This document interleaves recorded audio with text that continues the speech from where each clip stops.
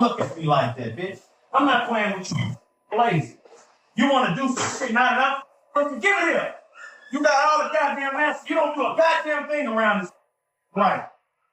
This your ass, bitch. That's clean dish. That's clean. I didn't want to. They fell on the floor, so I didn't want to reuse them. You look at it.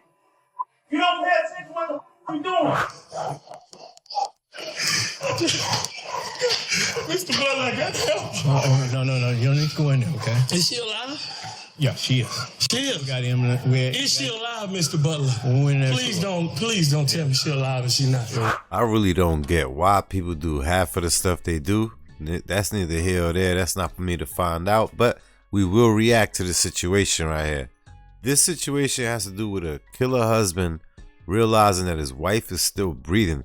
I guess he tried to unalive her, and when he was being interrogated, as the interrogation was going on, he started to realize that, hey, she's still alive. Whoa, I'm about to go down. So sit back and react with your boy. Let's see how this is about to play out. Remember, if you want to see this channel rise, make sure you hit that like and subscribe. Let's see how this is about to play out. Let's go. Sit back and react. The early morning hours of Valentine's Day 2019, a woman named Olivia Jones walked the aisles of a local supermarket known as HEB Plus in preparation for dinner with her husband, Chris. As she gathered the ingredients, she observed a bouquet of pink and red roses, colors that symbolize tenderness and passion. As Olivia exited the store with the roses in her cart, she was unaware that in less than 40 minutes, she would be dead.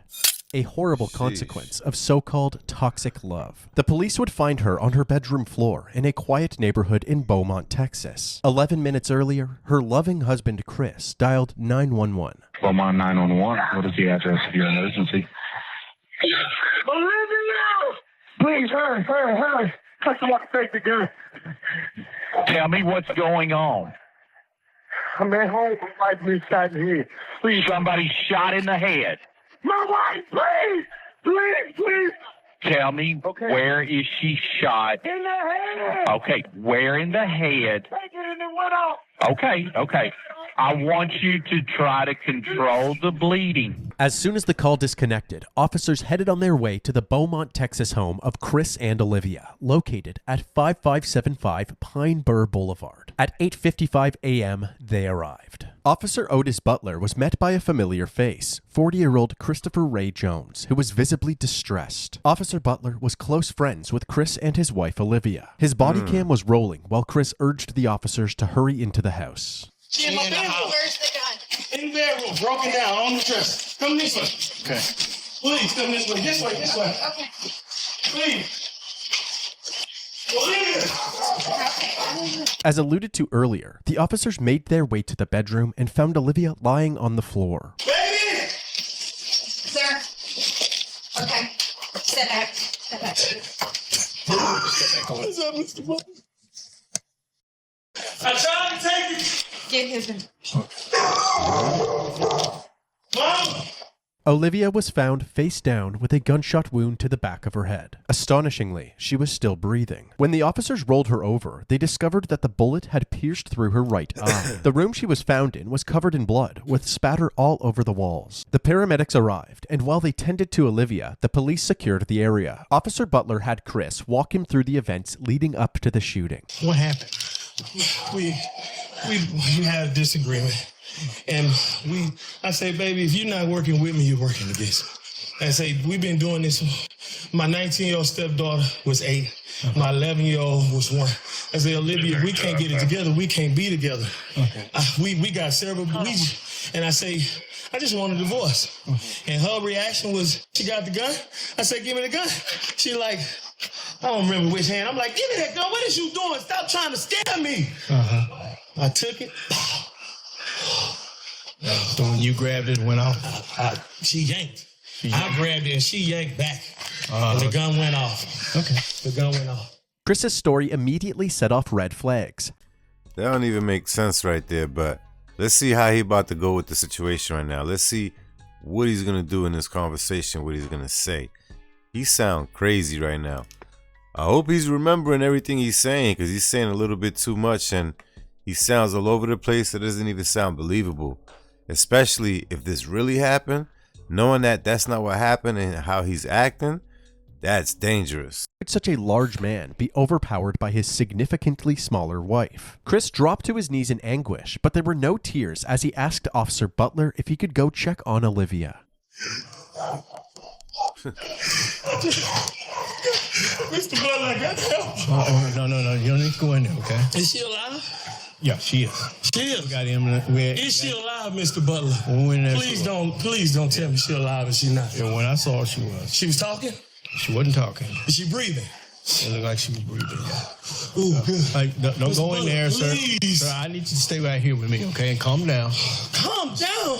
Upon learning that Olivia was still breathing, Chris's reaction seemed strangely devoid of relief or happiness. Another red flag for Officer Butler. Back inside the home, Olivia's wounds proved to be fatal, and just after 9 a.m., she was pronounced dead. Officers searched the rest of the home and noticed that in addition to the surveillance cameras installed on the exterior of the house, there were 2 more cameras mounted in the living room, monitoring the interior of the house as well. They also discovered the gun that Olivia was shot with, a 9mm pistol covered in blood. However, they found it strange that the gun was in a different room from where the shooting took place. If Olivia was holding the gun when it went off, how did it end up in a different room? The only logical answer was that Chris must have moved it. Following this discovery, the officers decided that the best course of action was to detain Chris until they had a better understanding of what really happened. What really would drive someone to do this right here? Now I'm curious to know what really led to this situation. What led to him figuring out that he just wants to unalive her? I mean, couldn't you just move on? Both of y'all live a happy life and continue living. Why you gotta do this to her for? Now her own kids can't see their mom, and then the one that you do have with her, they ain't never gonna be able to see you. I wouldn't want to go see you if you did that to my mom's. Chris was getting handcuffed. His 19-year-old daughter, Ariel, arrived at the house. She had already been contacted by Chris, who told her what had happened. She was clearly devastated.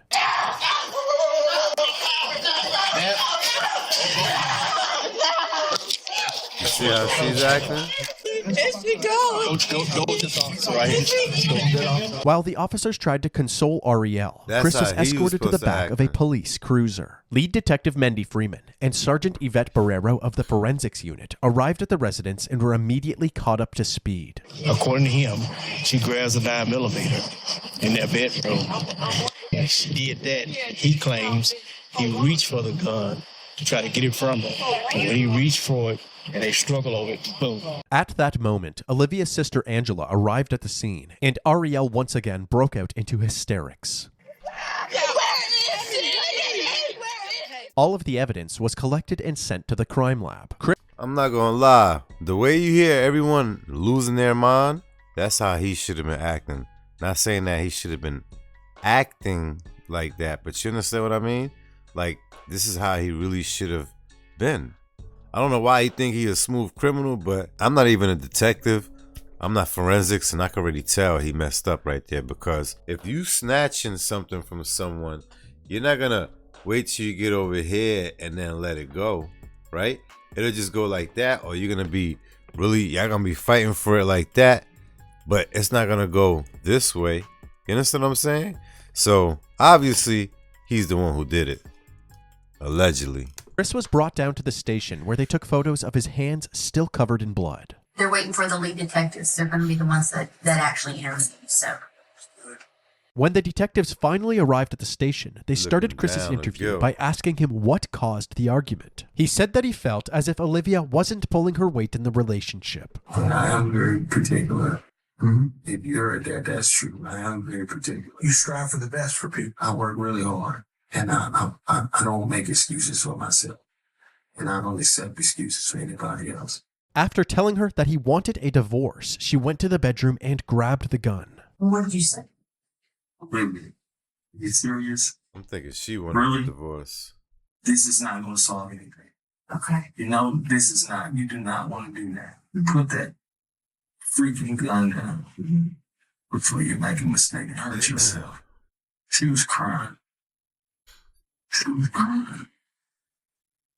Chris handed over his cell phone, which had access to the home security camera footage. Say you want to access just that camera. You touch that. And that's just that camera. Okay. You follow what I'm saying? So far. Let's go back to devices. Yes, sir. And everything is labeled. Carport, backyard, front door, back door, laundry room, inside garage, living room, kitchen. The police examined this footage, hoping to corroborate Chris's story. At 8:41 a.m., Olivia can be seen going about her morning routine in the kitchen. Then, all of a sudden, the footage cuts out. 3 minutes later, at 8:44 a.m., the video is back up, and Chris is captured frantically pacing around the house while on the phone with 911. 11 minutes later, at 8:55 a.m., the responding officers can be seen entering the residence. That means that Olivia must have been shot during this 3-minute gap in the footage. In the interrogation room, Chris was asked why this footage was missing. He claimed that he had no idea. We're still trying. I'm sure they could subpoena the actual company.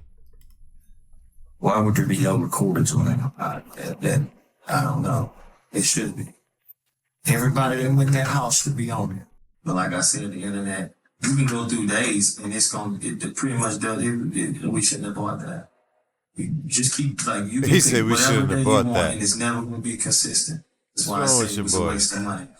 Well, I'm wanting desperately to find some video on here that corroborates what you're telling us, but almost all the videos start right after this event happened.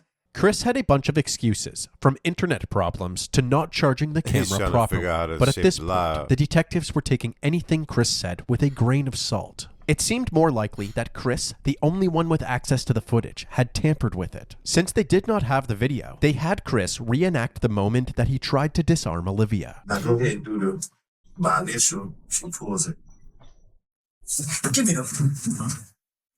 Okay. And I go. I'm sorry. That was a little like, Sorry. come on. You're fine. Like the chair. I'm reliving it. How you are? I'm reliving it. So she should be shot in the back of her right head. Yeah, he's a poor actor. Did you feel me twist your? Did you feel me twist? Back here. Did you feel me twist your? I twisted. With each question asked, it seems as if Chris was improvising the answer, actively trying to make the puzzle pieces fit together rather than telling the truth. The detectives ended their initial interview feeling more suspicious of Chris than ever. They then moved on to other members of the family, starting with Olivia's sister, Angela. Olivia Jones is your sister, right? We've been talking a lot lately. We talk every day. I drop her baby to her at the tax office. She's always been timid about everything. But she was the type that whatever went on in their home, she would keep it there. Yeah. She's kind of a private person. Yeah. She loved her baby so much that she thought she had to live for them. She would never. Angela went on to reveal the extent of Chris's control over Olivia. He sounds controlling. Talk on the phone after a certain time. What? He controlled the finances. He never wanted to be in the presence of her family reunions, anything. He never came. But she would have to step off, and when he would call, and all you could hear was him screaming and yelling on the phone. His character is agitation. Like, his character is to be aggressive. I just don't get it. Because all she wanted, my sister was a married type. All she wanted was to be loved. Yeah. Couldn't speak after a certain time. Like, she loved her babies. Wow. She wanted to live for her babies. To make matters worse, Chris's ex-wife Letitia, who he initially met back in 1999, corroborated his pattern of controlling and aggressive behavior. I met Chris Jones in 1999. It was just like a constant fight. Like, he strangled me, choked me out, drug me through the house. My skin was missing off my back. One time he bit my hand. He had this bite marks in my hand. This was what it was. If the house not clean, he's told me that he would kill me if I was to ever leave him. Well, Told me how he would do it. The reason I never said anything or went for help was because I was extremely in fear of my life. Wow. Because I knew and I felt in my heart that he would kill me. And most damning of all were the allegations made by Olivia's daughter Arielle during her interview. She explained what it was like living at the house with her mom and Chris. One time they were arguing and I heard her say she couldn't breathe. I would see bruises on her. It broke her down to the point where she believed what he said. Wow. You won't be nothing without me, stuff like that. Right.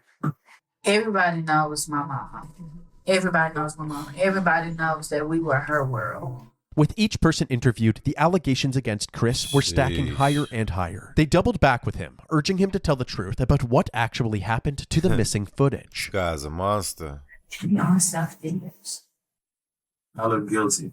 No, I'm not deleting those videos. I look guilty. not if you say right now, what you just say a little while ago. I freaked out. I panicked. I did some stuff I shouldn't have done. Is that one of them? Yes. How many did you delete? I don't know. Okay. I'm just afraid of being blamed for something I did do something that looks really bad on me. While the confession He's was still a trying to much-needed act like win he's for the not detectives, guilty. there was still no trace of those crucial 3 minutes of footage. However, the detectives did their due diligence. They spent the days combing through all available footage from the house to see for themselves what daily life was like for the Jones family. In these recordings, the true nature of Chris and Olivia's relationship was on full display. Wow. Then you gonna be looking stupid. Look on the floor. Look on the floor. Look on the floor, Mike. Look on the floor. Look on the floor. Look on the floor. Look on that. Why is that like that? You're not paying attention. Hey, yo. What the man? Okay, leave. You wasn't worried about the son of a bitch a minute ago. That's your mother. What? Look at me like that, bitch. I'm not playing with you. Lazy. You want to do something not enough? Listen, give it here. You got all the goddamn answers. You don't do a goddamn thing around this. Right. This your ass, bitch. I was gonna be. That's clean dish. That's clean. I didn't want to. They fell on the floor, so I didn't want to reuse them. See, now I'm not saying that her dad spoke to her like this, but when you raising a daughter and you get them used to this kind of behavior, what do you think she gonna do? Where you think she gonna look for this behavior from? Be careful out there, y'all. I hope y'all learning from this right here. I hope y'all that's watching this, who's about to have a baby or have a baby, tread carefully. Make sure you don't follow these actions right here. You look at it. You don't pay attention to what the f*** you doing. You all over the place, Olivia. This guy's You ain't nuts. got the chance to claim your f***ing Food on the wall. Who you burning now? Me? Harriet don't live here. It's you. It's always been you. Chris would take any chance that he could to bully Olivia, constantly putting her worth into question, even humiliating her in front of her own daughter. When I got the show ass, you didn't have a job. You collected unemployment. You just had off. And most men in this world want a woman that got what? You wouldn't be doing this if I wouldn't have got upset. You would have bagged that. Life would be so much easier for me if you start thinking. You Nah, do he's dumb wild. because you don't think.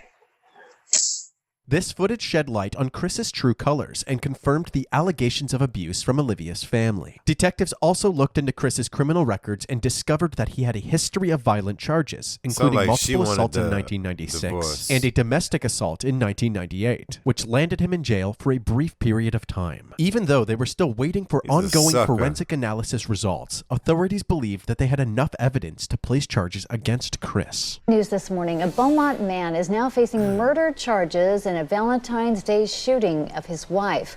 Police say this man, Christopher Ray Jones, who worked as a correctional counselor at the Beaumont Federal Prison, killed his wife, Olivia. Chris was charged with first-degree murder and second-degree manslaughter in April of 2019. Now listen, they say he was a correctional officer, right? Alright now, if he treat his wife like that, imagine how he treat an inmate. Oh man, make it make sense, but some people in certain jobs, they really gotta have official qualifications and they need to be vetted correctly because To have someone like this on your staff, man, that's diabolical. But unexpectedly, within 24 hours after being charged, he was released on a $150,000 bond and was put under house arrest with a GPS monitor. Now, a man charged with murdering his wife is back at their home. 40-year-old Christopher Ray Jones was arrested and charged with shooting his wife in the face on Valentine's Day. His bond was set at $150,000. He paid and is now out. Many taking to social media to voice their concerns, stating things like, "Can't believe he's out on a $150,000 bond. That's crazy. What's wrong with our system?" And, "Can't believe they would make his bond so low that he got out. He should not be walking the streets." While out on bail, Christopher was allowed to continue operating the Jones family business, a food truck called One Plate at a Time. The judge allowed Chris to work while out on bail since the food truck is directly beside his home. However, this decision was controversial amongst Olivia's family and the community. They knew Chris was the only person with Olivia at the time of her death, and they all seemed to believe that he had killed her. This food truck on Concord Road in Beaumont is a hot topic on social media. It's not generating rave reviews from many, but condemnation from a grieving family. I don't see how would anyone want to support someone who murdered their wife on Valentine's Day, which is a day that we are supposed to celebrate love.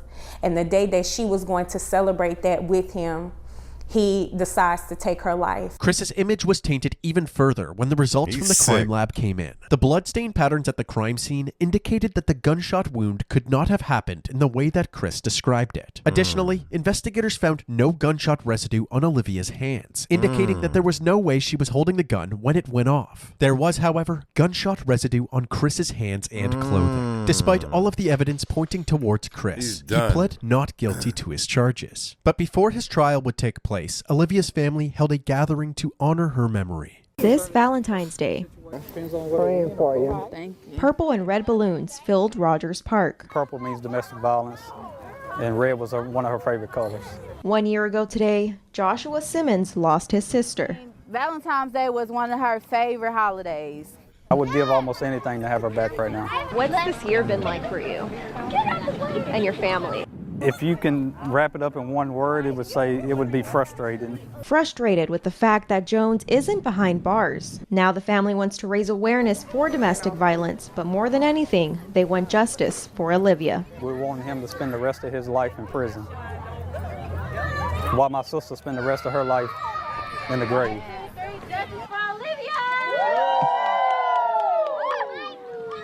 After finally having an opportunity to celebrate Olivia's life, her loved ones would once again have to face her death during Chris's upcoming trial. The courtroom was packed with family members from both sides. It had been over 3 years since Olivia's death, and despite the clear tension between the two families, they all wanted the same thing: justice for Olivia. Prosecutors Jimmy Ham and Mike Laird described Chris as an abusive partner with a violent past, and it was only a matter of time before something like this happened. Chris's defense attorney, Ryan Gertz, argued that Chris only grabbed the gun because Olivia was recklessly handling the weapon, putting both herself and Chris in a dangerous predicament. Forensic pathologist Celestina Rossi provided critical bloodstain analysis and confirmed that Olivia did not have any gunshot residue on her, contradicting the defense's claims that her death was merely an accident. The testimonies and evidence combined ultimately overpowered the defense team. And on February 8th, 2022, Christopher Ray Jones was found guilty for the murder of his wife, Olivia Jones.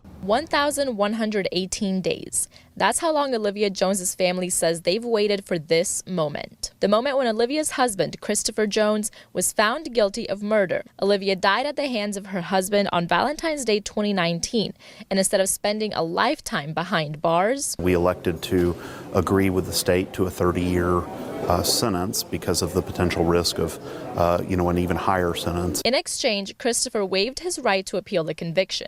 After the judge handed down this sentence, Olivia and Christopher's 2 daughters took the stand. Looking directly at their father, they described the impact of Olivia's death. The youngest daughter, who was only 11 when her mother died, said, quote, "I'll forgive you one day, but right now I can't." What? Throughout the trial, the prosecution described a history of abuse that finally blew up. Defense attorney Ryan Getz argued a different version of events. I could never forgive anyone like that. We'll never know what happened in that room. Ultimately, My impression from the jurors is that they just didn't believe Chris's version of events, and that really only left the one alternative. This was an emotional day for Olivia's family. As they were leaving the courtroom, they were encouraging each other, saying today was all about Olivia and she won. Christopher Jones is currently serving his sentence in the John M. Wynn Unit in Huntsville, Texas. Listen, Chris Jones, I don't know, you should be ashamed of yourself, but guess what? You got 30 years to think about that. On that note, I really feel bad for the daughters, you understand? Because now they don't have a mother. You know, a daughter needs their mother. So that's sad right there. I mean, that kind of threw me off. I don't even know which direction to go from here, you know. With that being said, make sure you guys go ahead in the comments, run it up, flood it up. This is a real sad story, but it's a good thing that justice was served for the deceased, all right? See you guys in the next one.